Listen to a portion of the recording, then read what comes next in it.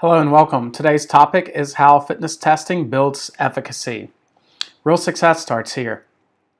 Thanks for joining me. My name is Stephen Trotter. I am in the clinical research department. I'm also an exam contributor and a subject matter expert for the American Council on Exercise. Let's dive right in. So on the screen, you'll see some physical assessments that you may be running with your clients and some results and implications that go with those assessments. We're going to get a little deeper into waist circumference and increased risk for cardiovascular disease here in a minute on the next slide. But beginning, when we look at strength and flexibility scores and what that means for joint health. So when you run a McGill's torso battery test, you might notice weak abdominals, which accompanied with tight hamstrings that you might see from a flexibility assessment, that can lead to low back pain. And when we look at maximum VO2 or aerobic capacity and how that affects lifespan, a study shows that a person with a VO2 max score with 85% or more below the average for their age had an 82% chance of premature death than those with a score in the average or higher category. And when we look at postural screening and how it predicts movement disorders and pain, so a thoracic spine mobility screen may tell us information about biomechanical problems such as side dominance, differences in paraspinal development, and torso rotation.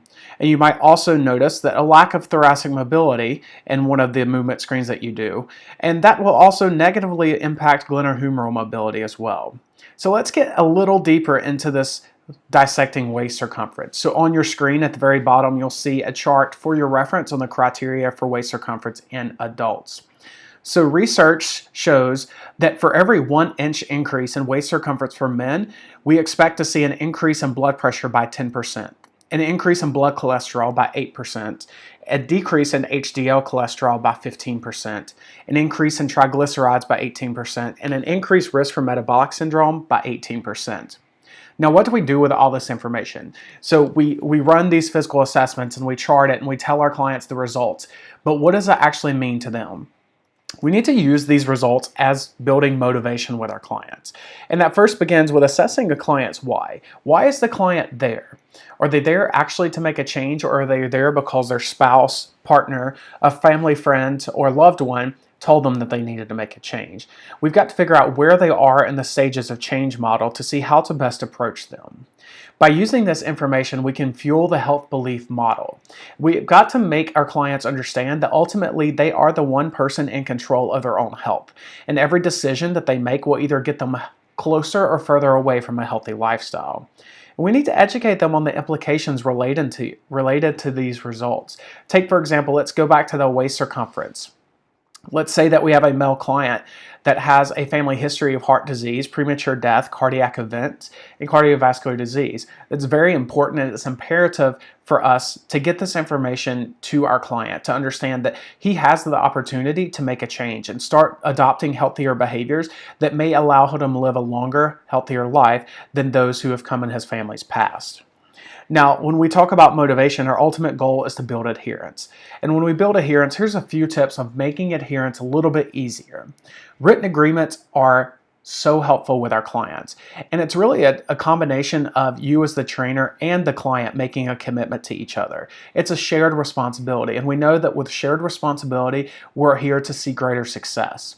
So these written agreements, that's where you sit down with your client and you as the personal trainer commit to, as your personal trainer, I will do this each week. And the client writes down, as the client, I expect and I will hold responsible to do these following behaviors. Because we have to connect these decisions to the consequences. Again, like I said earlier, every decision that we make and take is either getting us closer or further away from a healthy lifestyle. And we need to use this as an opportunity to build excitement with our clients. We need to get them away from the dreading the adopting a healthy lifestyle, dreading the exercise. There are enough reasons out there people do not exercise, and there's many barriers of entry. Us as fitness professionals should not be giving our clients any more reasons not to exercise. And we do this by setting timelines and goals that are achievable and smart.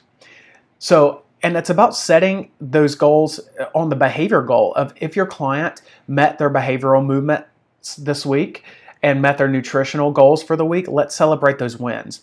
Because celebrating those small wins are going to get them excited, allow them to keep going, and ultimately get us closer to that big win. Because we need to help our client understand that they can make this change. And speaking of help, we are here to help as well too. Direct any questions on this topic or any other materials to info@perfectpersonaltraining.com.